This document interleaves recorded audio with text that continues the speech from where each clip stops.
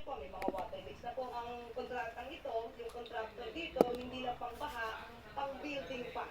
Because of the shoddy work, Castro believes Si all Marcos to? construction projects of Vizcaya-linked firms by the government should be inspected. Tingnan po natin anong pwede nilang gawin. Otherwise, sabi ko, kung wala sila magagawa dito, kaso po talagang kakaharapin nila. ABS-CBN News has reached out to the Council of the Vizcayas, but they have yet to issue a comment. Meanwhile, the Bureau of Immigration confirmed that they have received the Immigration Lookout Bulletin Order from the Department of Justice for 35 individuals, including the Vizcayas and other contractors and officials of the DPWH. Justice Secretary Jesus Crispin Remulla also signed the Immigration Lookout Bulletin Order that was requested by DPWH Secretary Vince Dizon. Similar names yan. Cross-body. Sa naong daan.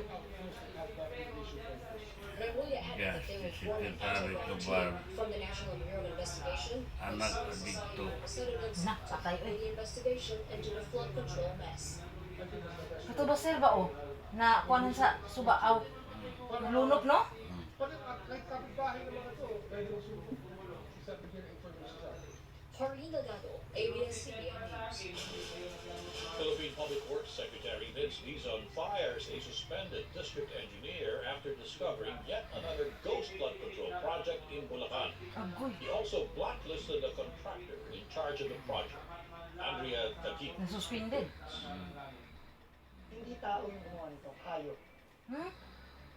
Mga hayop ang gumawa nito, hindi sila tao. Para gawin nila ito sa mga kapatid. And believe me, ito mga hayop na ito makakatulong. Anger and Mga hostility from kuan, the tawag Public naghayop, Secretary sobrahan Vince ka Dizon kuan. after uncovering yet another questionable flood control project in Barangay Kabaw Sipag, naman Bulacan. kwento kayo. According to DPWH records, Ako yung tubag niya. Kabaw ng kwento kayo. in June 2024, which was even ahead of schedule. So Yeah. the contractors also received an early payment. But when Dizon arrived at the site on Thursday, Resolve na sila oh. construction was still underway. The subcontractor explained that it has only been 3 weeks since they were hired by Wawa Builders to work on this segment of the dike along Angat River. That's why if you look at it, they still have a lot left to cover. Dizon suspects this Galing is ko na kunuhay na. a delayed project. Siguro, 3 weeks ago, umiinit. Nag-iimbestiga na ang Senado. Nag-iimbestiga na ang Kongreso, nagalit na ang Pangulo. Pinipilit buhayin yung patay. Wala na ito, ghost project ito. Those who signed off on the papers, former Bulacan 1st District Engineer Henry Alcantara, his Assistant District Engineer, and the head of the construction section, all of whom are already on the Immigration Bureau's lookout bulletin. Henry Alcantara, effective today, is dismissed. Bryce Fernandez, JP Mendoza, I will already begin proceedings of dismissal. And next week, I will ask the Tanggal na mo sila. to recommend filing charges. The appropriate Pagtahan charges. na ng mga Dizon buwan. also Maog ordered yun, kidagko na kayo na kuan. of Wawa Builders, Sa may katungdanan na niya sir kato, engineer? which was previously linked to another ghost flood control project in Bulacan. Roto po ni si Marcos. Ay susunod sa panawagan nitong Maligya sa gold deposit. Asa naman? Oh, paingon-ingon pa siya og ang gold daw mo kuan sa mga katawhan. Hmm? Ang Dizon says gold any naman projects sa of blacklisted companies Pilipinas. will be assessed, while all payments to them will be suspended. Lareal residents are also puzzled why this kind of project was even undertaken, despite the town not being flood-proof. Siguro sa 129 billion. Sige mo. Pero ngayon po, hindi naman. Yung tubig sa ilog, lumalaki. Pero hindi naman po siya na... Kamatayan ko na sila no, mga dato. Mo gani. Na itong kukista ka. Don pointed out, Ano, nagis Dalipe na. Napatay na sa a Dalipe. congressional insertion Ayan, that might kung sa have Dalipe. Kamatayan si Dalipe. Dizon Sa diri said ako he can't speak for the Nang legislative kickback. branch, but for his part, he has asked for 2 Nah, weeks kickback to na. review the DPWH's Na maukat na nilang 2026 budget and to Perez. clean up the agency At from si within. Pero o He said Manila many din officials na. have already submitted their courtesy resignations including all Sa peso ta, di po na, kay bawan niya po. Magkurakot siya, bawan. Ah, sa autokurakot ana grabe kwarta po ng kuana. Murakot pa siya? Ang dato, di boy. Nay, magato ba mo rakot? Kita pa ma... Dato na. Di pa dato si Perez eh, di kay dato si Perez. Dapat mas dato. Bagay. Accreditation Board after the regulatory body is dragged into the country's worst public works scandal. Johnson Manabat reports. Philippine Trade Secretary Cristina Roque said an officer in charge has been chosen to replace Philippine Contractors Accreditation Board Executive Director Attorney Herbert Matienzo, who resigned on September 3. This was announced by Roque in an interview in Mikawayan, Bulacan on Thursday. Roque, however, did not name the OIC. He cited personal reasons in his letter of resignation. So we accepted his letter. He gave us his letter of resignation on September 3, and we have also accepted his I have accepted his resignation on September 3. So we have already appointed an OIC Substandard for this fraction position. na. According to Roque, two PCAP board members have already stepped down prior to Matienzo's resignation. The two board members are just waiting if President Ferdinand Marcos Jr. will accept their resignation since both are presidential appointees. Roque adds they are investigating the election of Tanya Duterte, ginawa sila, ay stop na sila, uy. Ultimo ng mga dagkong mga kumpanya nga private, mga negosyante, stop sila. Por eso, pagsunod ni Marcos, ay wala sila kwarta. Roque also clarified that Matienzo's resignation will not release him from any potential liabilities. Hindi naman natin pwedeng itago ito. Kailangan talaga natin to let the public be aware of this. Aggressive po ang investigation namin dito. The trade chief also vowed to be more stricter in issuing licenses to contractors engaged in government projects. So definitely before we issue out the license, it will pass through me, and then we pass it through the PCAP board, because actually the license is being approved by the PCAP board. The secretary adds it is up to the Securities and Exchange Commission if the incorporators at the construction firms of the Diskaya family should be blacklisted or not. Meantime, the Diskaya camp said they will file a motion for reconsideration after PCAP revoked the licenses of their 9 construction company. Diskaya's lawyer reiterated due process was not followed. So nag-file po kami ng motion for an extension ng 30 days po. So para mag-submit, kung okay naman sila. Nagulat na lang kami at unilaterally, Maana na nimo ni siya, sir. ilan sila? Yung Permanente na, sakit pa gyapon. licenses po ng siyam na company. May pamilya nimo sakit. Yung testimony ni Ma'am Sara sa Senate. Iba po yung sinasabi ng dokumento, kasi alam niyo naman yung nangyari kay Ma'am, no? Ma'am Sara. Medyo pressured na siya. So, kulang sa tulog, pagod, dire-diretsong pagtatanong. Johnson Manabat, ABS-CBN News. Another fully paid but incomplete flood control structure is uncovered in the Philippine province of Oriental Mindoro. The project, funded by a 2022 budget insertion, is but one of the many contracts awarded to the now infamous Diskaya family. This flood control project in Barangay Bunglupan, was supposed to be 326 meters long. Kita ka sa kwarta ng pundok. Asa ato? Itong giikon ni Bryce, itong taga-dipiro ba rin. Kay katong pundok kwarta na nakataas.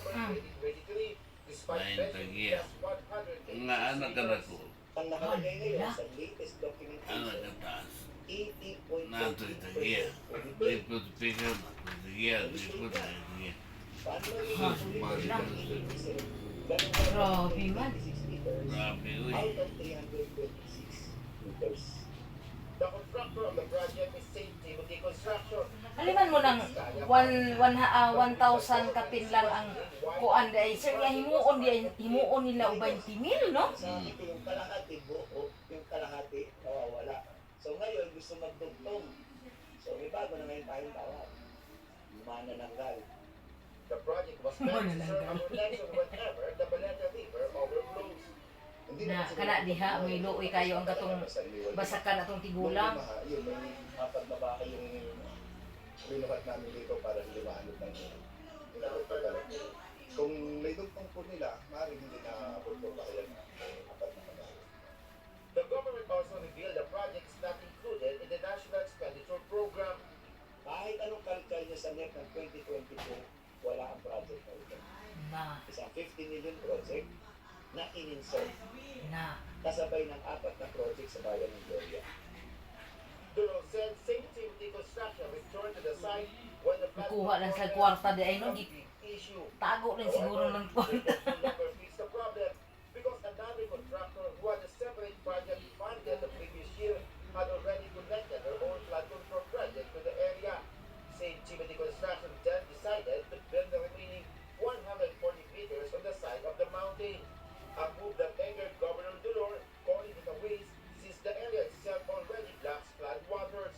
Based on the governor's research, insertion for flood control projects in Oriental Mindoro May plano ng engineer oh. 2025 amounted to 18 billion pesos. Governor Dulor personally submitted a letter to President Ferdinand Marcos Jr. along with a list of the billions worth of flood control projects in Oriental Mindoro, calling for an investigation. The President has reportedly promised to look into the matter.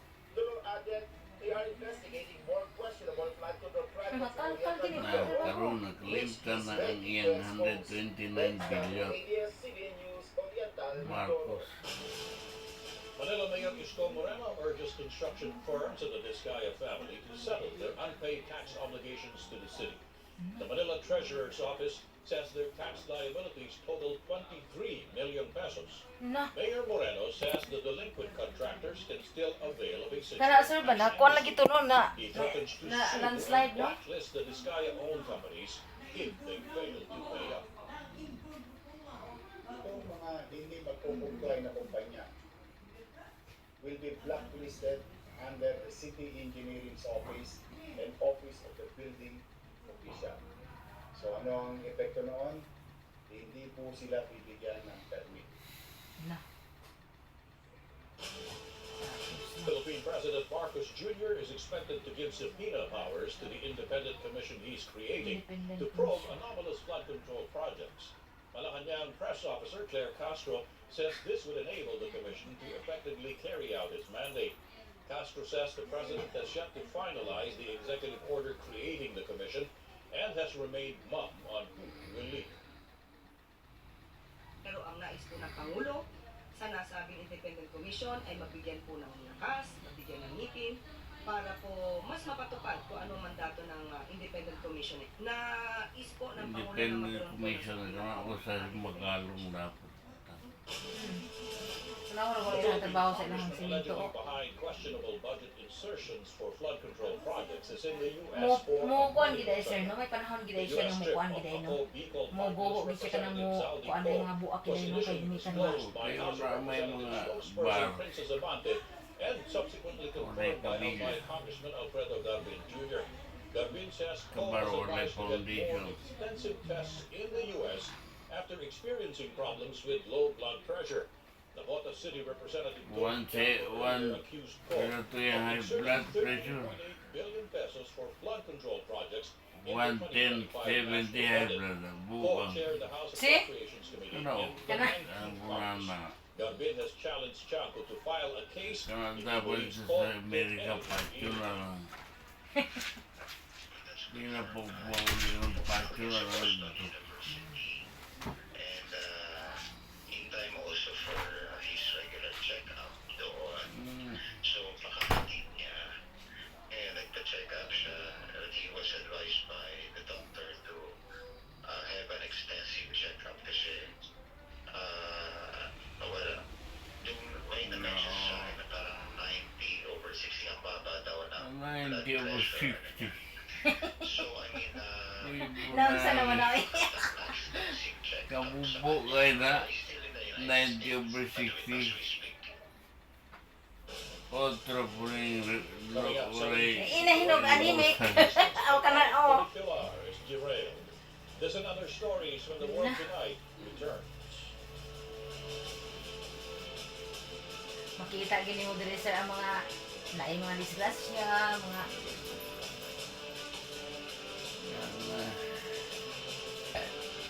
Kana sa gobyerno ko.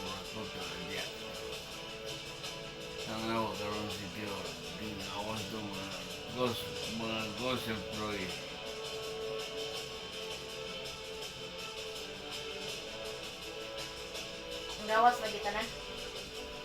Di ko dyan ni kuan. Nga, ang saan man na presidente nga, utong mo ng kurakot.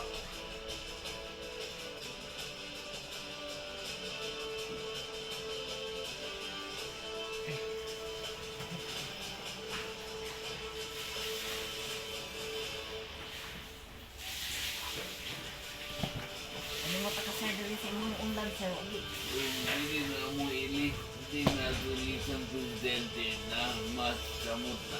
Aw, oh. We're back Oh, on good. the world tonight. The National Bureau of Investigation files draft charges against dismissed Bamban Mayor Alice Guo and 35 others. Marahera, The Bureau says imbestigar it po also filed presidente. charges of misconduct. Guo's co-accused Asa lang include former naman Bamban Mayor Jose 29 Antonio billion. Feliciano, Bamban's former Vice Mayor William Cura, as well as councilors, municipal officials, barangay, and youth leaders. Cases will also be filed against business executives linked to questionable land deals with Chinese companies which operated now banned offshore gaming firms.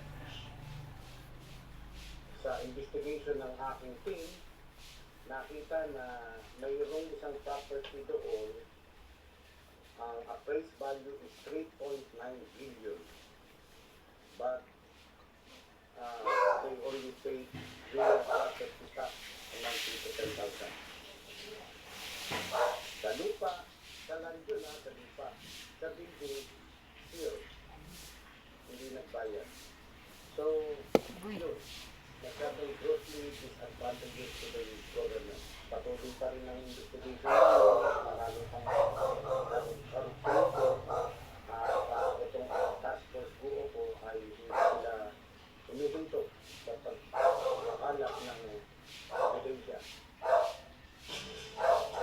Philippine lawmakers are set to probe an alleged attempt for an 8 billion peso budget insertion that would have been used to purchase new rifles for the police force. Manila Congressman Bienvenido Abate wants to know the source of a purported letter of request for the funding, which then National Police Chief Nicolas Torre had allegedly refused to sign. The letter was allegedly endorsed by the son of an Interior Department official. I think this was sent out today, no, na mayroong letter as member of the Committee on Public Order and Safety, si Congressman Abante, addressed to Congressman Roland Valeriano, na magkaroon ng sariling investigation ang committee. 17 people are dead and 21 others injured after Lisbon's historic funicular derailed Wednesday night. The Elevador de Gloria sped out of control down a steep slope and slammed into the building. The injured include tourists from several countries. Portugal has declared a day of mourning. Ukraine's president holds talks with over 2 dozen Western leaders on security guarantees for his country in the event of a peace deal with Russia. The Paris summit of the Coalition of the Willing brought together 30 leaders from Europe, Australia, Japan, and Canada. French President Emmanuel Macron says the coalition leaders would endorse plans for security guarantees drawn up by their militaries. They are also hoping to persuade the U.S. to back their efforts. A rebound in investor sentiment helps the Philippine stock market and its 5-day losing streak. The details from Michelle Ong. Most Asian stock markets ticked higher on Thursday as dovish comments from Federal Reserve officials soothed investor nerves in a time of heightened concerns over global growth and the sell-off in bond markets. Puriton, Philippine shares snapped a 5-day losing streak, rising above 6100 ahead of the release of inflation data on Friday. The expectation is a slight uptick from the previous month's 0.9%, but still within the target range. Two Trade Asia's Chase Yap sticking to their year-end target of 7,000, which she says might be getting harder, but still attainable. Slowly accumulate and take the opportunity of this prolonged uncertainty to accumulate more shares at very, we think, cheap valuations. In corporate stories, San Miguel Corporation is reportedly in talks with banks for a loan of around $1.5 billion in what could be the largest Philippine loan of the year so far. Based on a report by Bloomberg, Makadugay ra kag the ingana, sir, syndicated loan, na- which could have a tenor of makadugay 5 ingana, years, sir. set to launch in the fourth quarter. Meanwhile, RL Commercial REIT, which was recently included in the MSCI Philippines Index, confident it can sustain growth momentum, Hasta las which picas. was at 50% in the first half of the year, despite some challenges in the property sector. It's very difficult for me to say that it's an unfavored Okay, channel sakit man ang because where do we live? In houses, properties, Dugay right? po Where niya, do we work? In offices, again, properties. And then when Gabitan, gabitay man. when we spend time with family, where do we go? We go to malls on weekends, on holidays, again, properties. So for us, I think we know the cyclicality of these things in terms of properties, but we always find a way to come up on top, one way or another, because in the end, property is basically the raw material in terms of wealth creation or generation. Okay sa imong pag-istorya ba? Going out, we're also looking at the possibility of injecting other kinds of assets into RCR, like hotels. Finally, Hinalan jud ka, sir, nga produces kuan ka na kay mga plano. hyper-personalized Dayon everyday magbasa-basa experience ka. from Globe One, Gcash, Magbasa-basa ba kadto aw? Michelle Magdula Rock, ka tibitang kuan sa katibitang puzzle. Our Na yung mga final words. word tonight is a quote from John Stuart Mill. Genuine justice is the only true antidote to the poison Ipod, no? of evil. And that is the world tonight, the 4th of September, 2025. I'm Tony Velasquez from the Philippines. Thank you.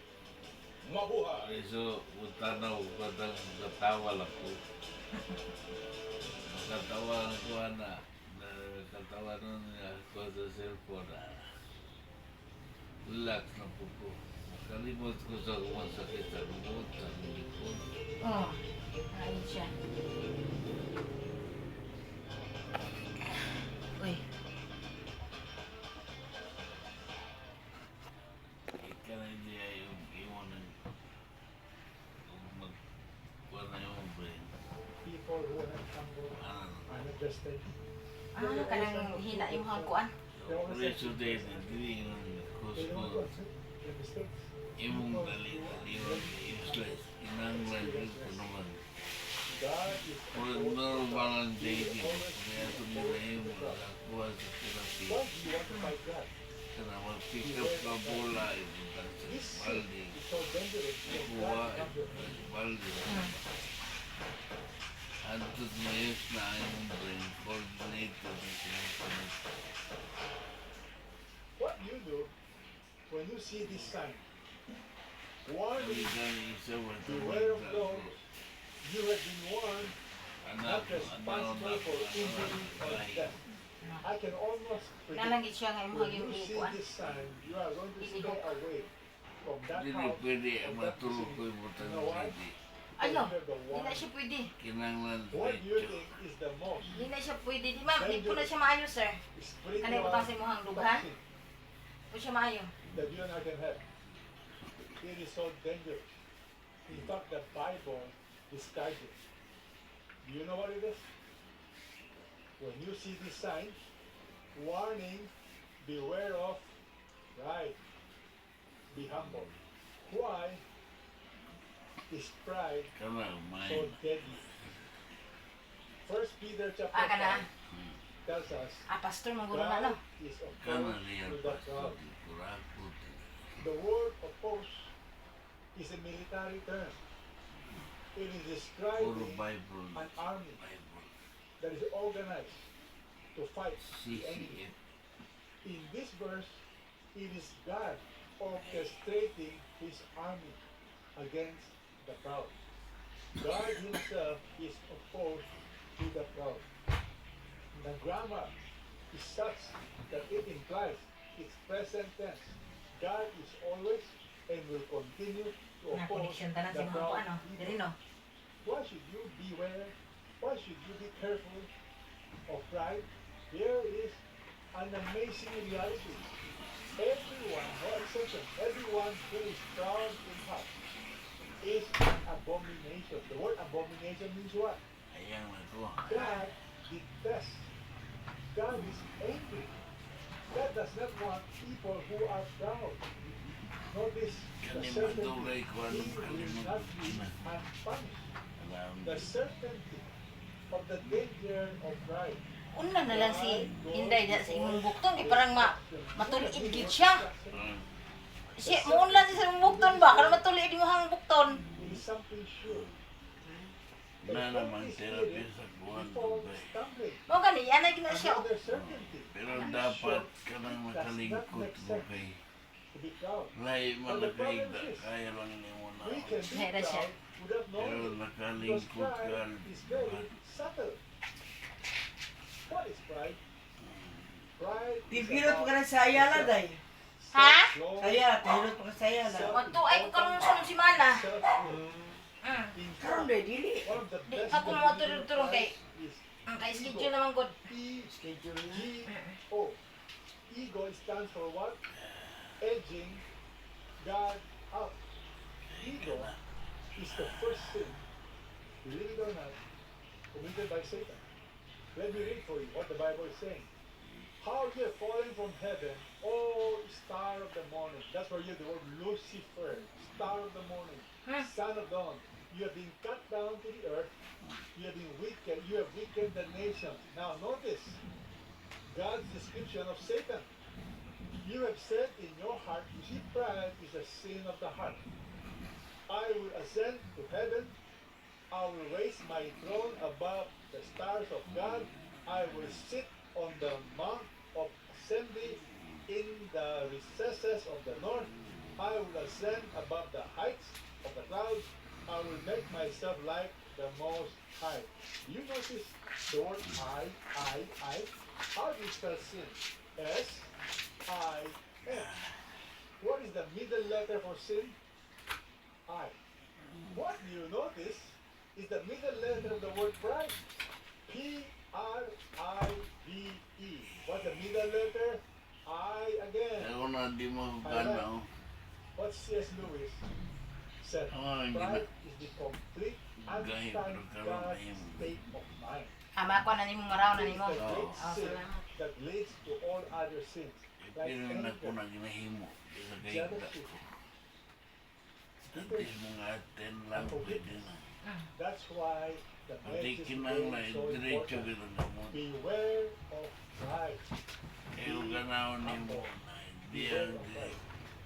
This sin is so dangerous Kanigan because mo God di comes sulong to ito. gives grace. Kinalan mo and kung grace tala siya. siya. is Kinalan mo humility. tara siya ihat compress ba? Gives grace. Pero Again, may ikuan sa present init tense. tubig. God will continue pouring in grace to the humble. The word grace means what? Undeserved favor.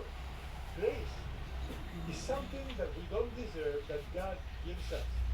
Grace is the power that God gives us to live a sanctified life. Grace is the power that God gives us to endure trials.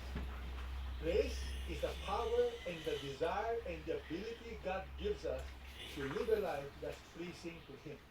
That is why it is important you understand. God is opposed to the proud, gives grace to the humble, therefore what must you do? Humble. Therefore, humble yourself. Notice, humility is a choice. Humble yourself. Don't try to humble others. Humble yourself. You and God. You know what? Hindi mo You know na God hambog yourself. under the mighty hand of God. Humility Ikaw, is kay recognizing bossful your ka. practice. Humility is realizing we Hambog. are dependent upon God. Hambog yourself. And then look at the next verse. Nemo ko salian sinyero ko ng umbreker. E di na kuryente, si Alto, ko sa... Sabi yan sila gawin. Ay, naku. Of your Kaya nagkasila tanmente and your na future will be nagbayan. amazing. Porque ayab na daw kay Noy Pusikon kay dito po sila kay winner kurente. Is not Malo demeaning ka kompresor. ourselves. Marco Preso, cambia ka kompresor. Fully of ourselves. Ay, kuy, magulay. It is Kasi not malo si thinking Mark. less of ourselves, Hindi ka but thinking tinay. about ourselves. Puro less. palpak. Hindi pa kin problema. Yan ang problema ng kompresor yung tripo. Because a humble Yung probad, i-ready kay... Benta sa kilo, kaya para kami punsa na kami ulit later, punsa na. it is recognizing Yan ang all that problema we ng are, kompresor. all that we have, and all our accomplishments are from Him. I love this acronym for humility. The same word for ego, Pasiksik E-G-O, yung Uy, but go. humility is Sa December yun ang kita go. exalt Sabi God mo? only. That is Buske ara. Sabi Buske ara. G-O, Tapos You want to kaya, focus on God. Akit 10,000 lang.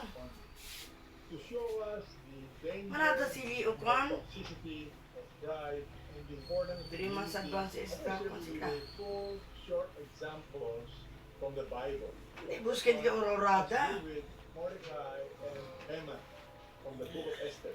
The next one has to do with King Uzziah, and the next one has to do with King Manasseh, and the last one has to do with the example of Jesus regarding the tax collector and the Pharisees. I want you to notice in Esther chapter 3, verses 1 to 3, Haman was promoted. He was promoted to the highest position possible next to the Di, king. si Estrada naligaw. Alat ron, tayo magaligaw. Chinita iya. iya presa gani si Tempo na puli. Si Estrada ba? Amaya. Araw-araw ko sa Amaya findings. gani, ya kanta si Bryce, que uno da tipo de boyes. Aba si Kwan. Si Escudero. Na tiene también. Ay, kuy na. China todo sila. Presa Kaya, iya kita ko makuleta. Now see the danger of pride. Na You see, pride manifests boto itself man. different ways. Boto? Here was Haman. Magkulang kayo na boto ko sila. The Bible says he was Bumubuang. with weight. Haman felt he was entitled to respect. Haman insisted the people to bow down to respect the ladrón su and todo. proud people. A few chapters Wala later, na we look at exception. Haman went out that day. He was so happy. He was so pleased. But when Haman saw Mordecai in the king's gate, and that he did not stand or tremble before him, Haman was filled with anger against Mordecai. Here was Haman again. In spite of all of his power, he was so bothered by one single individual, Mordecai. That's the problem. Kani ang katulo sa ako. Buta sa sugar. Ngato na yun. Haman controlled Ano na? himself Katukato na ito dahil. Katukato na ako. and sent for his Ah, friends. sada pa na yung sugar taas, dinunigan The ka. glory of his riches, Inom ka na ako, gay ka ulo. Mayroon ka Alam kayo storya. for the king had Ulti na miya. That's the Gusto kayo danger of pride. kanon. We begin Ano man sila to magtuon now muna. with our success, Mama. Kayo naman ta. kanon. and we think we are Mamatay superior. naman ta dahil. Abay, dagan kay tambal kay maayo sino. Yet all of this Mayroon mo does nang not satisfy me. Every time I see tambag maayo Mordecai kayo, pero the Jews nagawa wala. at the king's gate, Lang. Haman is Mamatay naman allowing ta. somebody Ay mo mga filosofiya ni mo sa una pa. Mamatay. Tapos sumay matay tamay ang tubig mo. The Bible tells us his wife and all of his friends told him, have a garland Mayroon tagmamatay. high, make him holy. Ask the king, Mamatay kay high. ang mga nabuhi Then go pa. joyfully with the king. Para kagaling mo sa sarili mo. The advice pleased Haman, so he had a gallows made. Beware of pride. Pride leads you under sin. Haman, Mata ko ba bagay, ano lang ta suba. Na problema ta. if you are Mordecai, what is your future? Mata ko ba lo, ano tayo lubo, inang lang para. So life is short. Ay kapag kukuha ng kwan. Life is short pa. Mayroon. Kill him. Mayroon ka mo istorya. If you look at the Ay Bible, ka ustorya. a few Ang verses balganin ni mo, describe di pa ni mo ganinom. in those days, Lang. Mordecai Inumuntan ng was sitting bago at para the sa king's multay. gate. Ay, Bigtan Sa takwaon kay ginura tanang. two of the king's oo, officials tananta di ang buhingon, pero di da sobra. became angry and Kay sought to gulo. lay hands on King Ahasuerus. Pareha itong In other words, natuma, there was an attempted murder. nakulab na ganito sa perikulyo. But the plot became known to Mordecai. Wala So kay, he told Queen anak Esther, ni, and Esther bili na ganito, informed the king taka. in Mordecai's name. Make a Ayan long kayo story short, istorya.